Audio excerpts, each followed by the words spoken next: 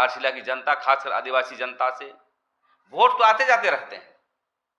आपने 50 साल से वोट देख रहा है, बड़े बड़े लोगों को आपने जितवाया, हरवाया, लेकिन अब समय आ गया है जागरूकता करने की, राजनीतिक जागरूकता होने की। हम कैसे सबल करें, कैसे लोकतंत्र, देश का लोकतंत्र को मजबूत करें, और लोग देश का लोकतंत्र, राज्य का लोकतंत्र तभी मजबूत होगा जब अच्छे व्यक्ति को सत्ता पर भेजेंगे, ताकि वो सदन में अपनी बातों को रख सके, पेशा कानून को बातों को रख सके, स्थानीय नियोजन नीति की बातों को रख सके, अपनी भाषा, संस्कृति, ट्राइबल सब प्लान, और झारखंड के जो मुद्दे हैं आदिवासियों के अलावा मूलवासी के मुद्दे पे भी जो सामूहिकता रूप से कैसे उसकी आवाज़ को उठा सकते हैं, ये ताकत हमारी जो कैंडिडेट है, हमारा जो उम्मीदवार है भारत आदिवासी पार्टी का, जो 3 नंबर में बाल्टी छाप में जो हमारा पंचानन सोरेन खड़ा हुए हैं, वो मजबूत स्तंभ है। इसलिए मैं अपील करना चाहता हूँ यहाँ की जनता से, आदिवासी मूलवासी जनता से, हमारे कैंडिडेट को तो वोट दें और लोकतंत्र को मजबूत करें। मैं इसलिए कहना चाहता हूँ, ये व्यक्ति पेशा कानून में प्रशिक्षण भी दिए हैं। चुनाव होने के पहले राज्य में अनेक सरकार के द्वारा पेशा कानून क्या है, ग्राम सभा की शक्तियाँ क्या हैं, उनके कानून और एक्ट और जो अनुच्छेद हैं उसके नियमावली बनाने में इनकी योगदान रही है। और उन्होंने हमेशा पेशा कानून और अपने जो है आदिवासियों के जो पारंपरिक व्यवस्था है, खासकर यहाँ पर माझी परगना, महाल परगना, ये जभी बाबाओं का जितने जो इनकी विरासत है उनको डेवलप करने के लिए किस संकल्पित है। लेकिन आज मैं पूछना चाहता हूँ, जो अपने आप को सरकार बोलती है कि हम आदिवासियों की सरकार है, और यहाँ पर संथाल समाज के लोग ज़्यादा रहते हैं, उनकी माझी परगना महान के लिए क्या पॉलिसीज है, परगना बाबाओं के लिए क्या पॉलिसीज है, जो हमारी विरासत है उसको अक्षुण्ण रखने के लिए क्या पॉलिसीज है।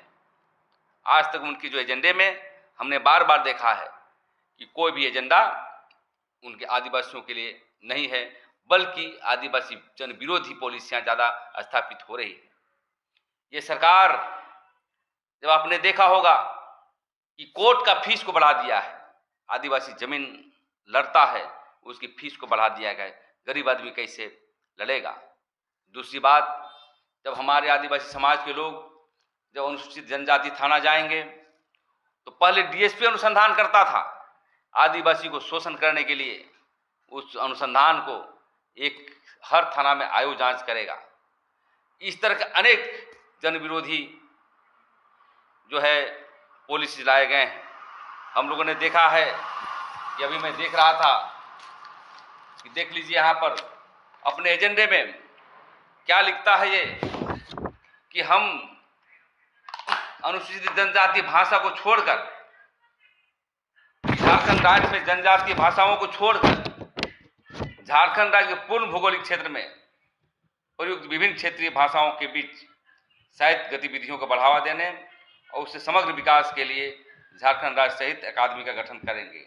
मतलब जनजातीय भाषा जो हमारी है, उराव, मुंडा, हो, संथाल और जितने भी 32 जनजाति, 44 जनजातियां हैं, उसकी भाषाओं को छोड़ के अन्य भाषाओं को जो है बढ़ाने के लिए काम कर रहे हैं। और इसलिए मैं कहना चाहता हूं कि घाटशिला की जनता सजग है। घाटशिला की जनता हमेशा राजनीतिक मूल्यों को जानती है, सामाजिक मूल्यों को जानती है। अनेक योद्धा यहाँ से इस क्षेत्र से पैदा हुए हैं राजनीतिक तौर पर। मैं यही अपील करना चाहता हूँ कि आप भारत आदिवासी पार्टी को वोट देके व्यापक रूप से हमारे पंचानन सोरेन जी का जो 3 नंबर उनका ये नंबर है, पार्टी छाप के उनको भारी मतों से वोट जितवाने का काम करें। क्योंकि अभी का जो जितने भी पार्टियां हैं कोई अंतर नहीं है। बीजेपी गठबंधन चाहे आप जेएम गठबंधन, कोई दोनों एक फोटोकॉपी है, दोनों की एजेंडा एक ही है। ये पूरे कॉर्पोरेट घरानों के इशारे पर चलती है। आज जरूर है आदिवासी चेहरा के रूप में हेमंत सोरेन जी स्थापित हैं, लेकिन आगे पीछे पूंजीपति लोग हैं और उनके पीछे गैर आदिवासियों की जमात है। आदिवासी को आज देखेंगे कि आज रांची में चाहे हमारा टाटा में जब कई क्षेत्र में देखेंगे, दुमका के क्षेत्र में और इस क्षेत्र में भी जमीन की लूट बढ़ी है और एसीआर कोर्ट के माध्यम से हमारे गरीब गुरबा जो आदिवासी समाज के लोग जीतते हैं, जमीन का डिग्री होती है, उसमें आदेश होता है कि इसको दखलदानी दिया जाए, लेकिन अभी तक दखलदानी नहीं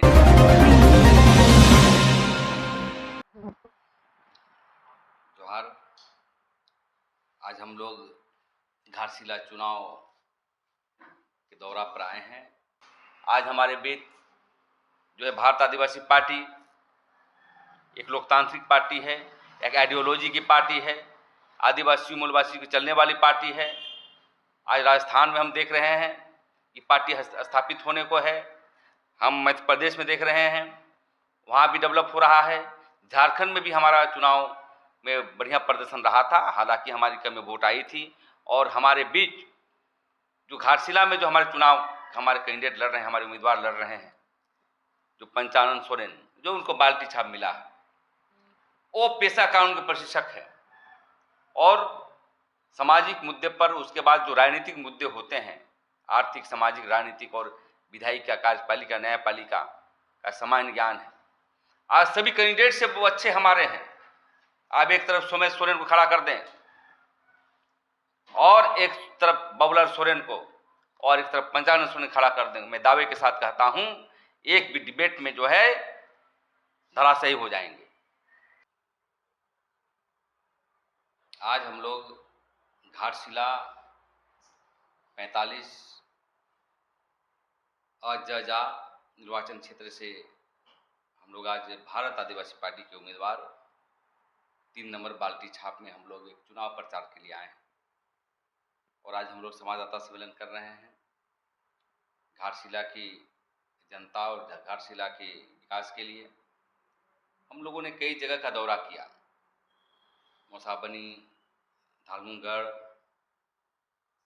घोड़ाबंधा और विभिन्न गांवों में हम लोगों ने दौरा किया। और दौरा करने के पश्चात हम लोगों ने पाया कि यहाँ के ज़्यादातर जो संथाल समाज के लोग हैं, मुंडा समाज के लोग हैं, हो समाज के लोग हैं, आदिवासी बहुल क्षेत्र है और अन्य जातियाँ भी हैं। और देख रहे हैं कि ये क्षेत्र हम शुरू से जानते हैं कि कम्युनिस्टों का क्षेत्र रहा है, वामपंथियों का क्षेत्र रहा है। और डेवलप करते करते कई राजनीतिक परिस्थितियाँ बदली है और यहाँ पर सूर सिंह बेसरा जैसे लोग भी जीत हासिल किया है निर्दलीय के तौर पर, झारखंड आंदोलन की आवाज़ को लेकर के। उसके बाद कई बार यहाँ पर झारखंड मुक्ति मोर्चा का उम्मीदवार भी जीते हैं और मंत्री का पद भी दिया है इन्होंने, रामदास सोरेन, वही नाम है ना। और उसके बाद बीजेपी का भी यहाँ पर जीत हुई है। और कई बार हम लोगों ने देखा कि यहाँ की जो परिस्थितियाँ हैं अभी तत्काल प्रभाव में, जब रामदास सोरेन जी की मृत्यु होने के बाद सोमेश सोरेन यहाँ पर उम्मीदवार के रूप में स्थापित हैं। लेकिन मैं देख रहा हूँ यहाँ 2 बड़ी पार्टियाँ लड़ रही है।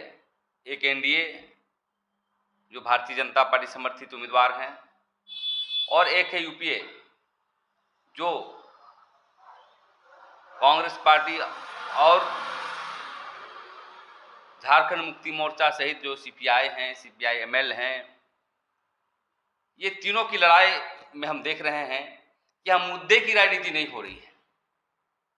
हम समझते थे कि यहाँ पर एक जनता के बीच एक मुद्दे की राजनीति हो, हमारे मुद्दे क्या होंगे। लेकिन बड़ी पार्टियां देख रहे हैं कि यहाँ पर सिर्फ और सिर्फ एक ठगबाजों की सरकार के तौर पर काम कर रही है, सिर्फ और सिर्फ जनता से वोट लेना है।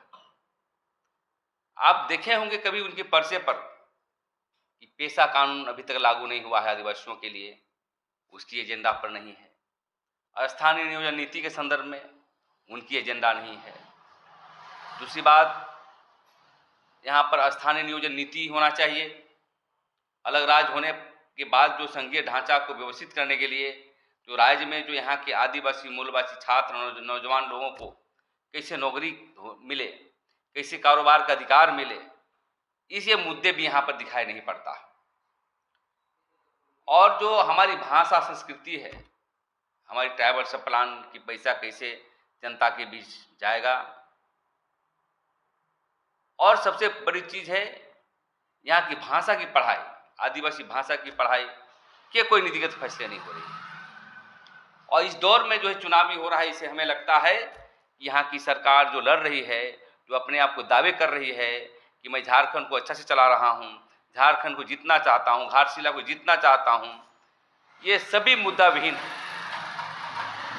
यहाँ के मुख्यमंत्री जमीन लुटेरा है।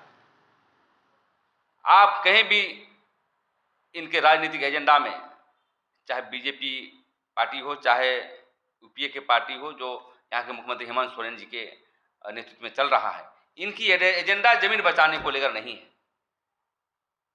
और आज देखेंगे पूरे झारखंड में जमीन की लूट इतनी हो रही है, आदिवासियों की विस्थापन का बड़े मसले हैं, इस पर कोई एजेंडा नहीं है। और कहीं न कहीं जो सत्ताधारी पार्टी यदि चुप है तो जमीन लुटेरे का समर्थन करते हैं। और सबसे बड़ी चीज है कि आज बहसें होनी चाहिए रोजगार को सवाल को लेकर के, कि हम आदिवासी मूलवासी कैसे डेवलप करें, उसकी रोजगार कैसे मिले, उसके नीतिगत फैसले कैसे हों, इस संदर्भ में भी आज तक एजेंडे में नहीं रखा। दूसरी बात मैं कहना चाहता हूं, पेशा कानून के लेकर के कई बार हाई कोर्ट ने निर्देश देने के बाद भी आज ग्राम सभा की शक्ति बहाल नहीं हो रहा है, उसके लिए कोई कहने को तैयार नहीं है। बड़ी बड़ी भाषणें हो रही है, बड़ी बड़ी जनसभाएं हो रही है, लेकिन मुद्दा को लेकर के कि मैं सत्ता में आऊँगा तो मैं ये करूँगा, मैं सत्ता में स्थापित हूँगा तो मैं आदिवासियों के लिए ये करूँगा, मूलवासियों के लिए लागू करूँगा, कभी भी ये एजेंडा जो है स्थापित नहीं है। हमारी धर्म संस्कृति को लेकर देखें, लुगुबुरु से लेकर के हमारा पार्श्वनाथ पहाड़ छीनी जा रही है, और आज तक हमारी धार्मिक न्यास बोर्ड का गठन नहीं हुआ है। धर्म कोड के मसले पर विचार लोग नहीं कर रहे हैं। देश में सभी जातियों का धर्म कोड है, चाहे आप देख लें हमारे बीच हिंदू, मुस्लिम, सिख, ईसाई सब भी महाराष्ट्र जनरल ऑफ इंडिया जो भारत सरकार के पास अपने अपने कोड हैं, लेकिन इस मसले पर अनेक आंदोलन हुए हैं झारखंड में, इसकी एजेंडा पर भी नहीं है। इसका मतलब कहीं ना कहीं सिर्फ और सिर्फ मैया योजना दे दो और नौकरी नहीं देना है, और इतना ही जीत करके हम आगे बढ़ेंगे, ये जो है जनता को दिग्भ्रमित किया जा रहा है। आज हमारे बीच जो है भारत आदिवासी पार्टी एक लोकतांत्रिक पार्टी है, एक आइडियोलॉजी की पार्टी है, आदिवासी मूलवासी की चलने वाली पार्टी है। आज राजस्थान में हम देख रहे हैं कि पार्टी स्थापित होने को है, हम मध्य प्रदेश में देख रहे हैं वहाँ भी डेवलप हो रहा है। झारखंड में भी हमारा चुनाव में बढ़िया प्रदर्शन रहा था, हालांकि हमारी कम में वोट आई थी। और हमारे बीच जो घाटशिला में जो हमारे चुनाव हमारे कैंडिडेट लड़ रहे हैं, हमारे उम्मीदवार लड़ रहे हैं, जो पंचानन सोरेन जो उनको बाल्टी छाप मिला है, वो पेशा कानून के प्रशिक्षक है। और सामाजिक मुद्दे पर उसके बाद जो राजनीतिक मुद्दे होते हैं, आर्थिक, सामाजिक, राजनीतिक और विधायिका, कार्यपालिका, न्यायपालिका का सामान्य ज्ञान है। आज सभी कैंडिडेट से वो अच्छे हमारे हैं। आप एक तरफ सोमेश सोरेन को खड़ा कर दें और एक तरफ बबलर सोरेन को और एक तरफ पंचानन सोरेन खड़ा कर दें, मैं दावे के साथ कहता हूं एक भी डिबेट में जो है धराशायी हो जाएंगे। लेकिन मैं कहना चाहता हूं, यहाँ की जनता से अपील करना चाहता हूं, घाटशिला की जनता, खासकर आदिवासी जनता से, वोट तो आते जाते रहते हैं, आपने 50 साल से वोट देख रहा है, बड़े बड़े लोगों को आपने जितवाया, हरवाया, लेकिन अब समय आ गया है जागरूकता करने की, राजनीतिक जागरूकता होने की। हम कैसे सबल करें, कैसे लोकतंत्र, देश का लोकतंत्र को मजबूत करें। और लोग देश का लोकतंत्र, राज्य का लोकतंत्र तभी मजबूत होगा जब अच्छे व्यक्ति को सत्ता पर भेजेंगे, ताकि वो सदन में अपनी बातों को रख सके, पेशा कानून को बातों को रख सके, स्थानीय नियोजन नीति की बातों को रख सके, अपनी भाषा, संस्कृति, ट्राइबल सब प्लान और झारखंड के जो मुद्दे हैं आदिवासियों के अलावा मूलवासी के मुद्दे पे भी जो सामूहिकता रूप से कैसे उसकी आवाज़ को उठा सकते हैं, ये ताकत हमारी जो कैंडिडेट है, हमारा जो उम्मीदवार है, भारत आदिवासी पार्टी का जो 3 नंबर में बाल्टी छाप में जो हमारा पंचानन सोरेन खड़ा हुए हैं, वो मजबूत स्तंभ है। इसलिए मैं अपील करना चाहता हूँ यहाँ की जनता से, आदिवासी मूलवासी जनता से, हमारे कैंडिडेट को तो वोट दें और लोकतंत्र को मजबूत करें। मैं इसलिए कहना चाहता हूँ, ये व्यक्ति पेशा कानून में प्रशिक्षण भी दिए हैं। चुनाव होने के पहले राज्य में अनेक सरकार के द्वारा पेशा कानून क्या है, ग्राम सभा की शक्तियाँ क्या हैं, उनके कानून और एक्ट और जो अनुच्छेद हैं उसके नियमावली बनाने में इनकी योगदान रही है। और उन्होंने हमेशा पेशा कानून और अपने जो है आदिवासियों के जो पारंपरिक व्यवस्था है, खासकर यहाँ पर माझी परगणित महाल परगना, ये जभी बाबाओं का जितने जो इनकी विरासत है उनको डेवलप करने के लिए किस संकल्पित है। लेकिन आज मैं पूछना चाहता हूँ, जो अपने आप को सरकार बोलती है कि हम आदिवासियों की सरकार है और यहाँ पर संथाल समाज के लोग ज़्यादा रहते हैं, उनकी माझी परगणित महान के लिए क्या पॉलिसीज है, परगना बाबाओं के लिए क्या पॉलिसीज है, जो हमारी विरासत है उसको अक्षुण्ण रखने के लिए क्या पॉलिसीज है। आज तक उनकी जो एजेंडे में हमने बार बार देखा है कि कोई भी एजेंडा उनके आदिवासियों के लिए नहीं है, बल्कि आदिवासी जन विरोधी पॉलिसियां ज़्यादा स्थापित हो रही है। ये सरकार, जब आपने देखा होगा कि कोर्ट का फीस को बढ़ा दिया है, आदिवासी जमीन लड़ता है उसकी फीस को बढ़ा दिया गया है, गरीब आदमी कैसे लड़ेगा।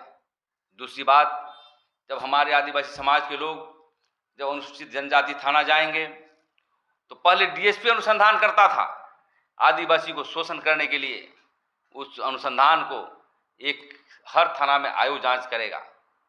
इस तरह के अनेक जन विरोधी जो है पॉलिसी लाए गए हैं। हम लोगों ने देखा है कि अभी मैं देख रहा था कि देख लीजिए यहाँ पर अपने एजेंडे में क्या लिखता है ये, कि हम अनुसूचित जनजाति भाषा को छोड़कर, झारखंड राज्य में जनजातीय भाषाओं को छोड़कर झारखंड राज्य के पूर्ण भौगोलिक क्षेत्र में प्रयुक्त विभिन्न क्षेत्रीय भाषाओं के बीच साहित्य गतिविधियों को बढ़ावा देने और उससे समग्र विकास के लिए झारखंड राज्य साहित्य अकादमी का गठन करेंगे। मतलब जनजातीय भाषा जो हमारी है, उराव, मुंडा, हो, संथाल और जितने भी 32 जनजाति 44 जनजातियां हैं, उसकी भाषाओं को छोड़ के अन्य भाषाओं को जो है बढ़ाने के लिए काम कर रहे हैं। और इसलिए मैं कहना चाहता हूं कि घाटशिला की जनता सजग है। घाटशिला की जनता हमेशा राजनीतिक मूल्यों को जानती है, सामाजिक मूल्यों को जानती है। अनेक योद्धा यहाँ से इस क्षेत्र से पैदा हुए हैं राजनीतिक तौर पर। मैं यही अपील करना चाहता हूँ कि आप भारत आदिवासी पार्टी को वोट देके व्यापक रूप से हमारे पंचानन सोरेन जी का जो 3 नंबर उनका ये नंबर है, बाल्टी छाप उनको भारी मतों से वोट जितवाने का काम करें। क्योंकि अभी का जो जितने भी पार्टियां हैं कोई अंतर नहीं है।